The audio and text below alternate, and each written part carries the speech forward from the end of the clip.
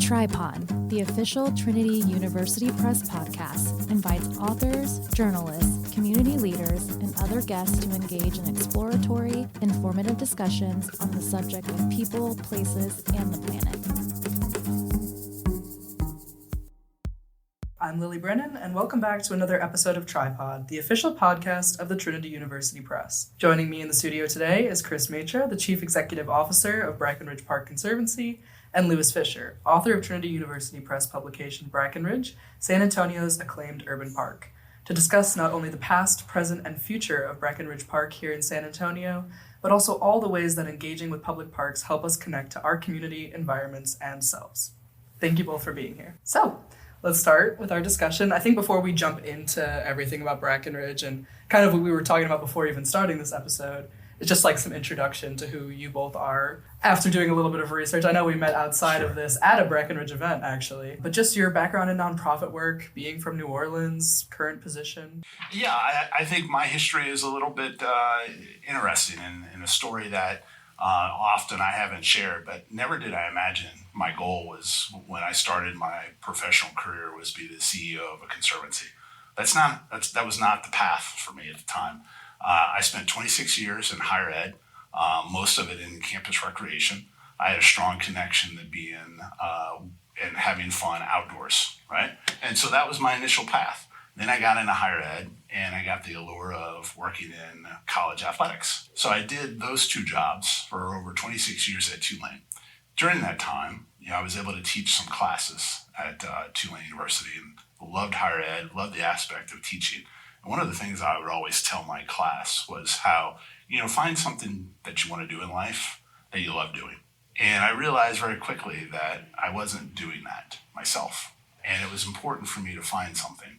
And one of the big motivating factors for me were mentors that I had along the way, and also my maternal grandfather, who always instilled the love of the outdoors and preserving and protecting spaces. And I departed from that. And so I had an opportunity to move outside of higher ed and into park conservancy management in my hometown of New Orleans at New Orleans City Park. And then this position came open, and I was very interested in it, coming back to basically preserve and protect a park that my grandfather loved. And so I took a leap. I got to meet great people like Lewis along the way. And now I know, having been here about 8 months, how important Brackenridge Park is. Thank you so much for that answer. I think you bring up your grandfather. I'm so incredibly close to my grandfather as well. He truly has embodied the outdoorsman idea. Grew up in rural Canada, so I've always been close to that. And when I came from Chicago to San Antonio, I was like, wow, this is a completely different environment. But there, with Brackenridge, is one of the first places I explored. And I immediately was like, wow, okay, this is really kind of the heart of San Antonio, or at least a large part of it. And I know, Lewis, you're super closely related to the conservation of that part of San Antonio. Well, I can say a little bit about it anyway. I am actually from upstate New York, and I can't actually say that I came to Texas as soon as I could. You could make the case that I came at the point of the gun, since I was ordered by the U.S. Air Force to come to Lackland for training, which I did, and immediately fell in love with San Antonio. I'd never had an enchilada before, much less outdoors, even in the springtime. We didn't do that back in upstate New York. So after the military, I got a master's in journalism and came to San Antonio as a reporter for the Express. Pretty soon decided, well, there really needed to be some good suburban weekly newspapers in here, as we had back home. So we started a group of papers, which I published for 10 years, and then got into regional book publishing, nonfiction, general interest, and did about 50 titles over a long period of about 20 years, I guess, when Trinity University Press purchased the company about 10 years ago. In retirement, I just kept writing a few books, as I had done before, one of which happened to be Brackenridge Park, which turned into a story that none of us could quite believe. Yeah, I've only gotten to briefly glance over Brackenridge's the whole book, but it's a beautiful book on its surface. It's great pictures of Brackenridge throughout. And I started getting engaged with that when I started working for Trinity University Press in my freshman year of college at Trinity. And it's just it's something that I remember I made some of my first social media posts about for the TU Press, and it's a great connection. But in your introduction, I feel like you really glazed over just how engaged with conservation you are. I mean, you're named Texas's Preservation Hero by San Antonio Conservation Society 2014.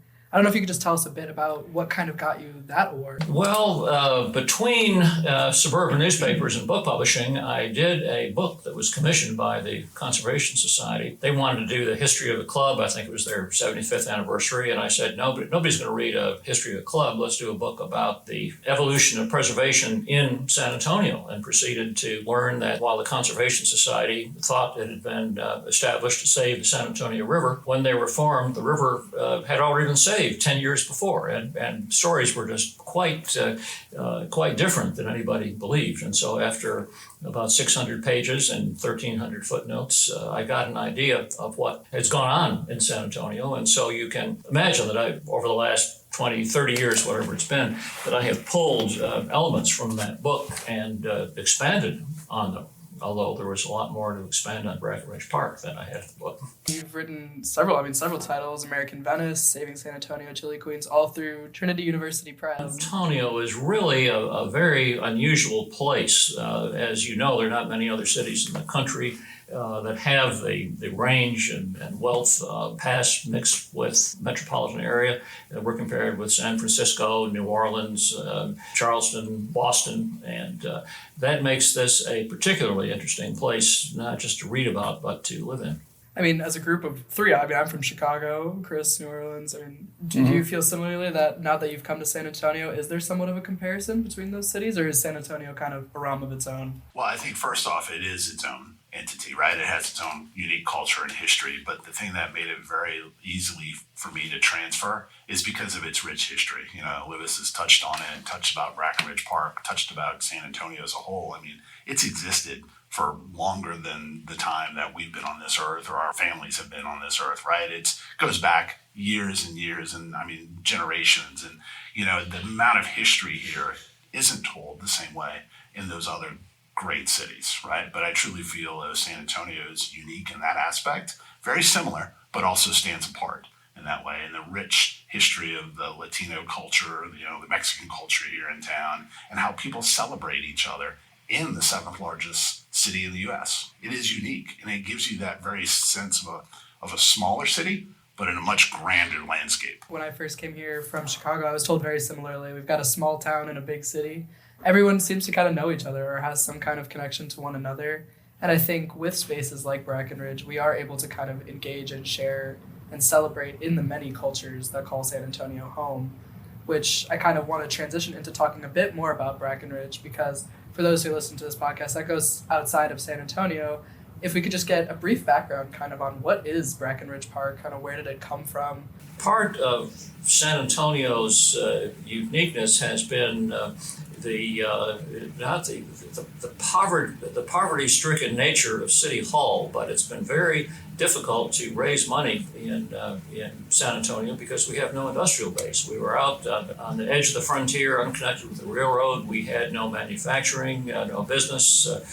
We had only one 19th century businessman who would approach the level of the tycoon, like Andrew Carnegie and Johnny Rockefeller and others, and that was George Brackenridge. So as Brackenridge, who made much of his money, he was the head of the First National Bank here in San Antonio, and cattle from cotton sales during the Civil War. The city had very few amenities that they could pay for, so he donated 200 acres that he didn't really need along the San Antonio River to form Brackenridge Park, and that was our first major park. Going off of those changes, I guess, Chris, could you give kind of a more modern definition of Brackenridge and maybe how it's looking to either change, maintain its image, its connection to history? Sure, yeah, I'll build a little bit on what Lewis said is, you know, obviously in the 1850s, turn of the century, 1900s, you know, there's a big move to start to preserve national park spaces, but also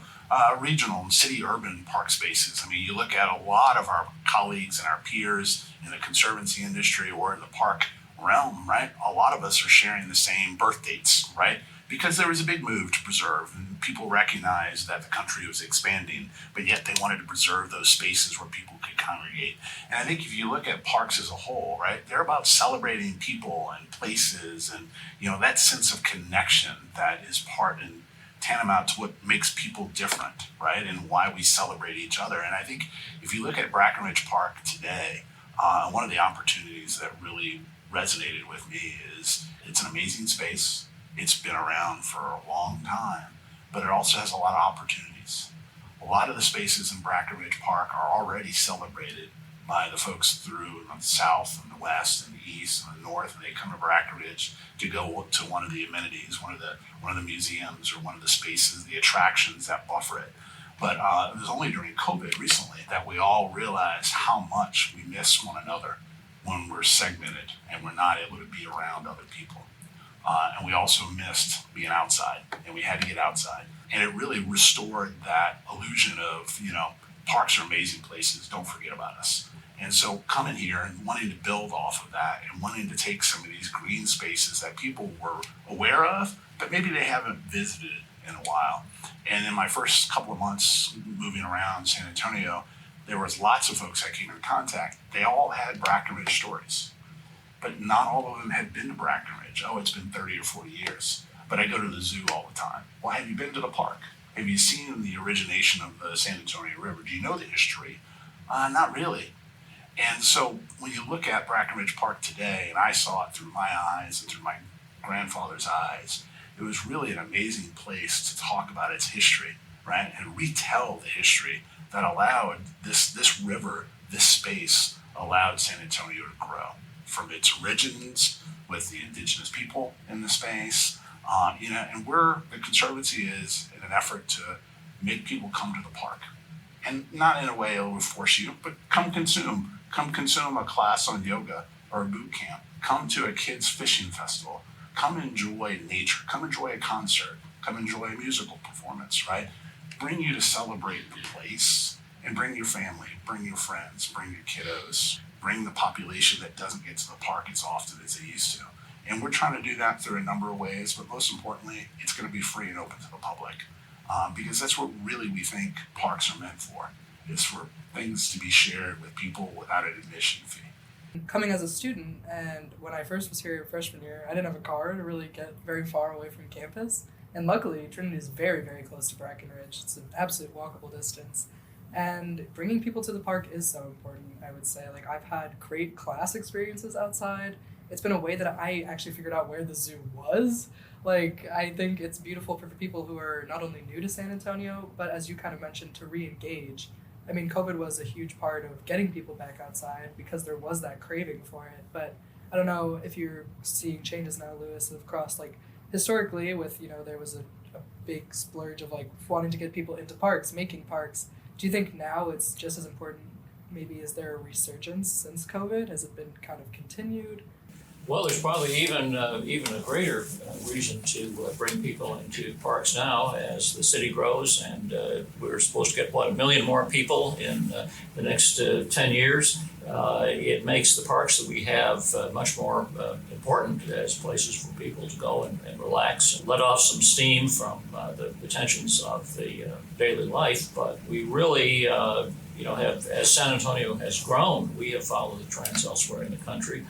After being a place for carriage rides and contemplation, recreation became very important in parks nationwide, and that's when we started to get some swimming holes and swimming pools and other recreational uses in the park, visiting the train, and things of that sort. I think building off of the recreation component of parks, I know there's been a huge push from your position as the new CEO for Brackenridge.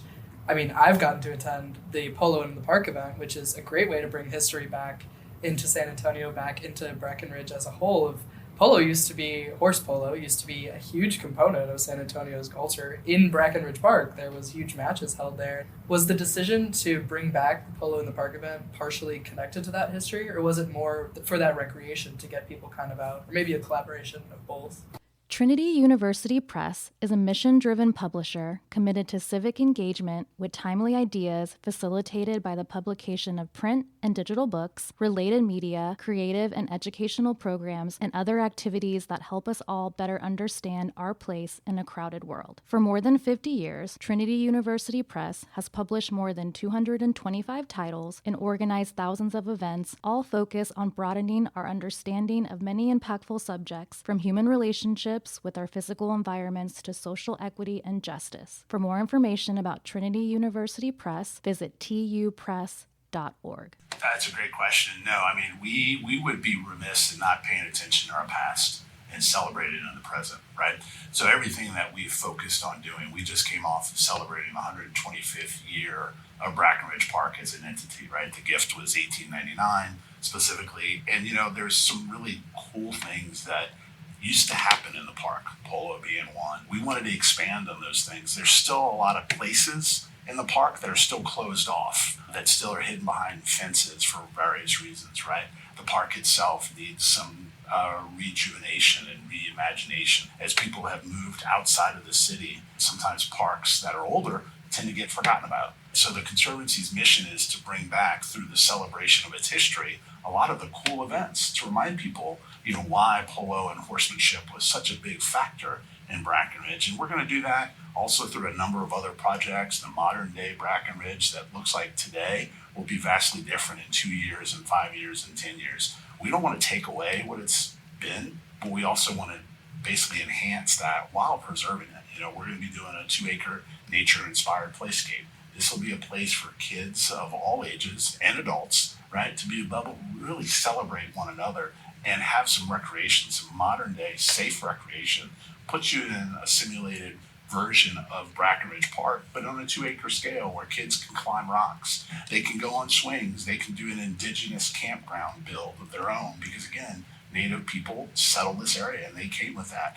There's going to be a corral and tannery representation. There's going to be an archaeological dig, all under the auspices of bringing people to recreate in Brackenridge Park. And we're definitely going to continue to focus our mission on events that have a lot of historical references and in the spaces that are within Brackenridge Park. We're going to continue to develop, and we're using Lewis's book to help us tell that story and that history, because too much of it's going to be forgotten. And we have some really good stories to tell, and that a lot of folks that have been here for years, grew up here, may not be aware of, but certainly those that are new to town, like you and I, we need to know that history, because how we learn about things is through our history and through our storytelling.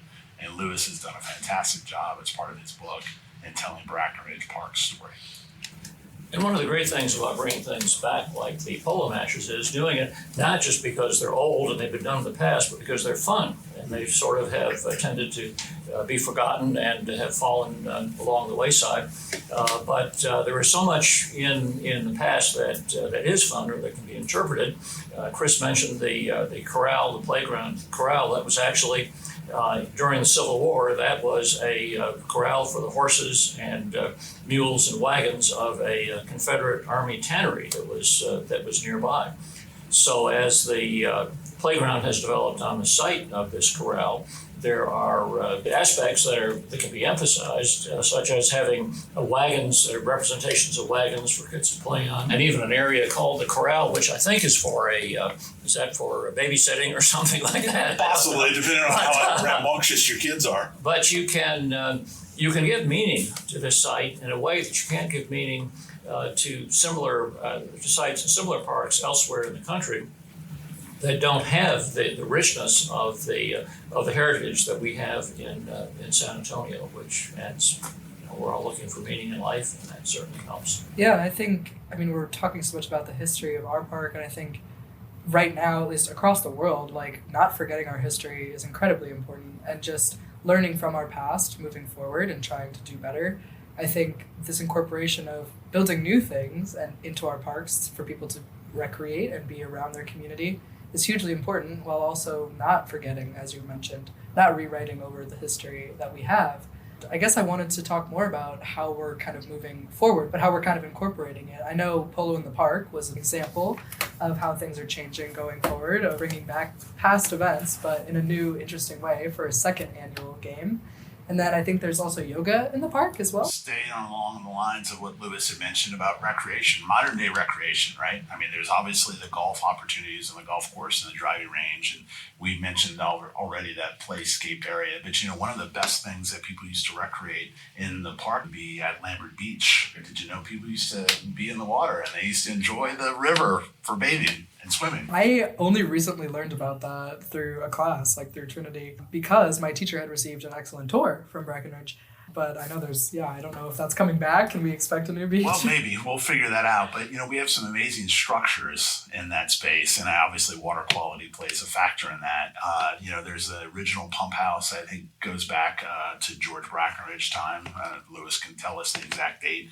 But there's also the bathhouse, right? If you go look at those two structures, they look like, I will say, relics right now. They look like they've been sat there and forgotten about. The Conservancy, through Lewis's reimagination and storytelling, we're going to bring those two venues back to life. They have been closed off, boarded up for far too long. And, we have got to tell the story and make those spaces unique where people can gather at today like they did 60 years ago, that we see in some of those older black and whites that Lewis has cataloged in his book. There's so much work left to be done.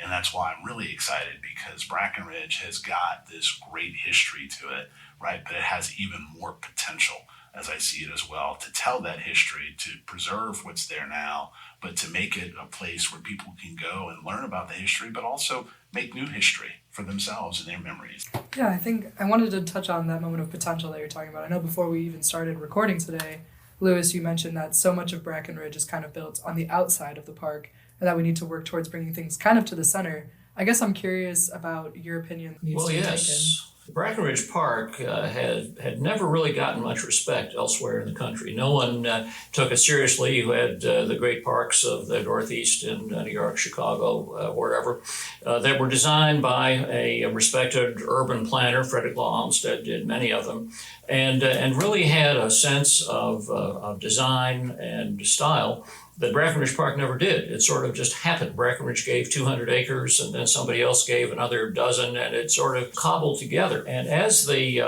Brackenridge Park Conservancy got into action, it was organized in 2009.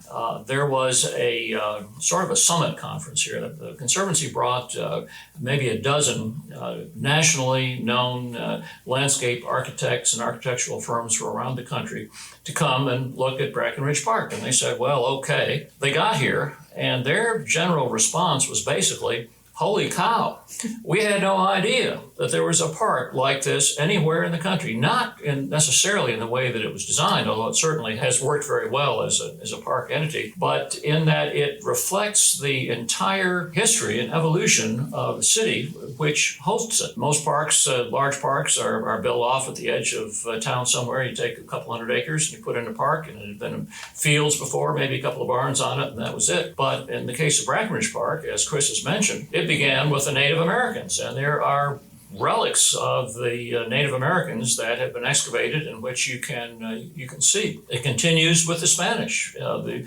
city's first water system was set up here. The Acequias, the Spanish Acequias, two Spanish Acequias, got their water source from the river in Brackenridge Park. And then after that, it became the location of the city's first water system. And you've got an 1878 pump house that is there as a visual reminder of the times when San Antonio was no longer isolated and you could get water uphill so people could enjoy it.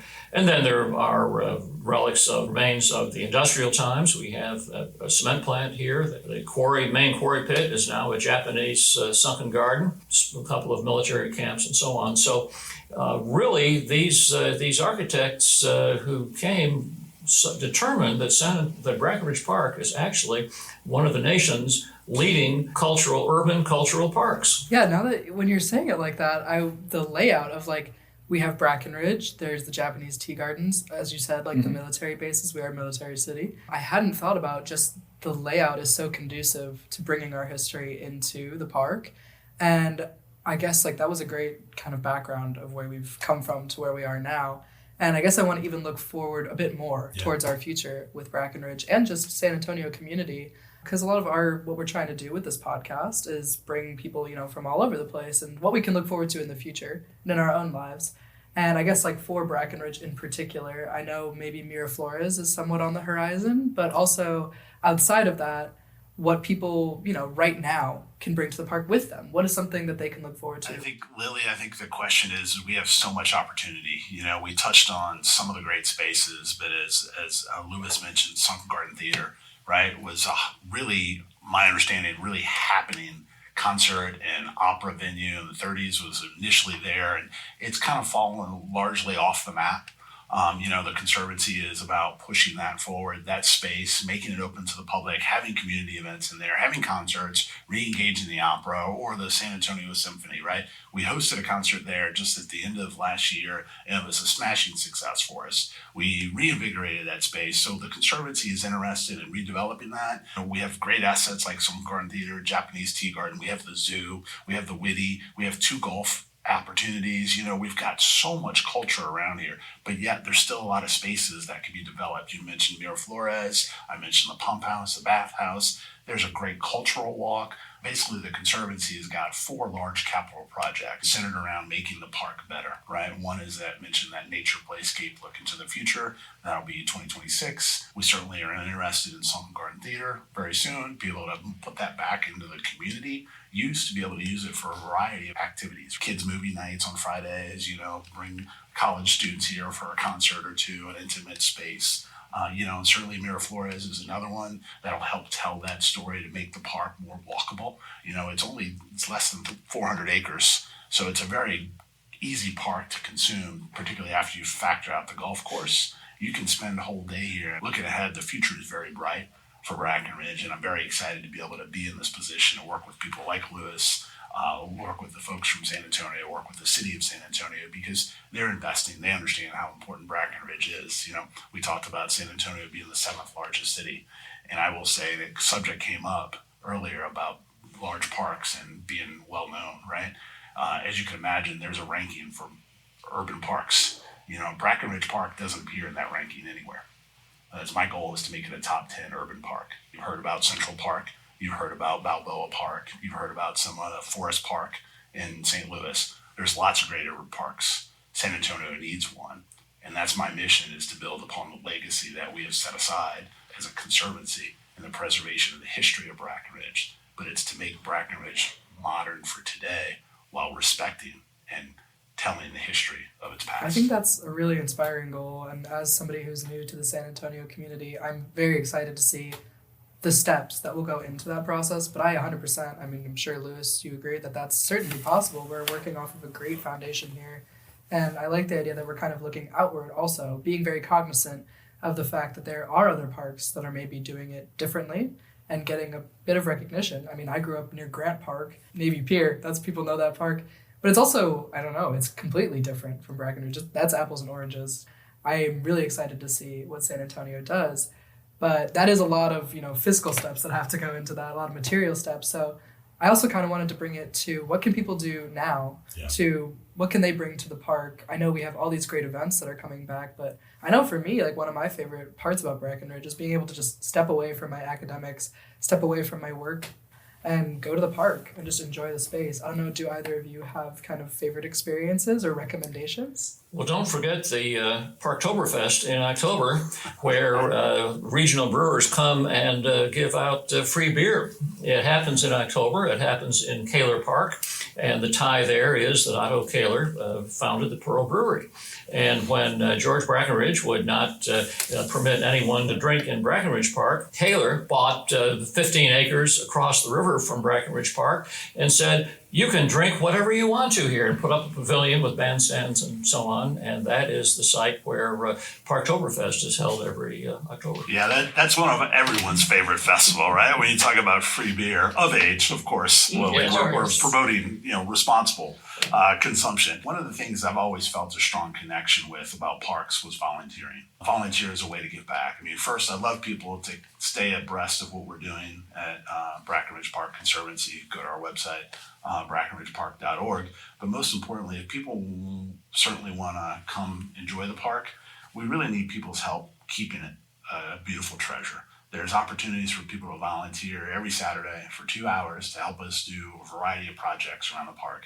We've seen great success with it. A lot of great urban parks are built on volunteer aspects where they can give time.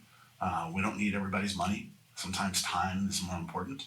We've launched that back in October when I got here, and we've had a smashing success. Every time we offer a volunteer opportunity, whether it's trash pickup or trail management or river cleanup, right? We've had about 30 people show up. It's an amazing opportunity to bond with people that you didn't know, but also have a love for Brackenridge Park.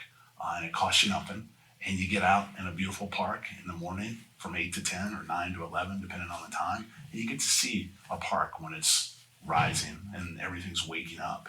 And it's a magical time to visit a park. So those are just some opportunities for people to be engaged with right now, if they're so interested. Yeah, I hadn't thought about going to volunteer. I mean, obviously I've seen volunteers participating at Brackenridge, and clearly it's not the largest park, but it's over 200 acres, I'm pretty sure, yes? Yeah, it's about 400 or so. Yeah, about 400. Proper, Yeah. as commonly known. It has Right. a lot of Takes some quirky serious boundaries. maintenance, But and I'm so glad that you all at the Conservancy are reaching out to our community, which is really invested in Brackenridge. I would certainly check out volunteering after this conversation, because I love just being able to walk around and explore the park. Lewis, do you have any particular recommendations for how people should explore the park? Well, my wife has been with about a dozen of her friends for the last 10 years or so, walking once a week at the park, coming about 8 o'clock, 9 o'clock in the morning when it's still cool, maybe sometimes a little bit earlier, and just spending an hour or so walking through the wooded areas and along the river, enjoying the environment, and also anticipating how the river the area can be improved with a lot of different ecological techniques that will restore the I guess environment. with all these ways to engage, how important do you think that is to a community to have spaces like Brackenridge to allow people to come out to recreate, to be with friends? I mean, either of you, of course, can have an opinion. I know for me, it's been a great way to explore a new city and get used to it. yeah, it's incredibly important for our social aspect, right? And we're so focused on our 9-to-5 lives and getting to and from class or to and from doctor's appointments or running errands or going shopping that sometimes you forget to bathe in nature, right? Forget to bathe in green. One of the things, I have 3 kids, and so I'd always say, kids, put away your screen time. Let's go get some green time. Because it is an opportunity to reconnect, right? In a different way. We're so busy. Everybody's hot and stuck in traffic. And, you get out into a forest, any forest. Doesn't have to be Brackenridge Park. Go enjoy nature. Go take a 30-minute nature bath, as I call it. And, again, I go back to my earlier time being in college athletics. I never thought I'd be that. But then I start to realize how much it meant to me, how much it meant to my personal well-being and my family well-being, to be able to put down the computer, put down the phone that's always in our face now, and be able to really enjoy one another. And if you go to Brackenridge Park on any given Saturday or Sunday, or even during the week, you can see all the families there enjoying one another, or the couples enjoying each other, or the multi-generational families having time to really build that sense of memory. Because as I alluded to and started this off, I'm here at Brackenridge Park because of my memories with my grandfather, telling that history, telling that story. And it just goes back to kinder, gentler times. With the familial aspect, the social aspect, and just the nature aspect. I know I'm constantly surrounded by my technology, and I know, ironically, we're making a podcast, but I think, a podcast is something you can listen to passively while being in the park. Yeah, so I know sometimes it can be hard to just completely disconnect and get out there with zero connection, but maybe this can be somebody's inspiration to go do that, though I wouldn't mind if they're listening to it while they're at the park. But yeah, absolutely. I think everybody should disconnect at times and take breaks and reorient ourselves with what brings us to our careers, maybe. I know you're saying your grandfather, or what connects us to our writing, historians. I myself really enjoy writing, and I think parks are an excellent place to get inspiration and connect. So thank you again so much for being here. I think we had a great conversation today, and I look forward to having y'all back maybe sometime. So thank you. Thank you, Lily. Thanks for having us on Tripod. Tripod, the official Trinity University Press podcast, invites authors, journalists, community leaders, and other guests to engage in exploratory, informative discussions on the subject of people, places, and the planet.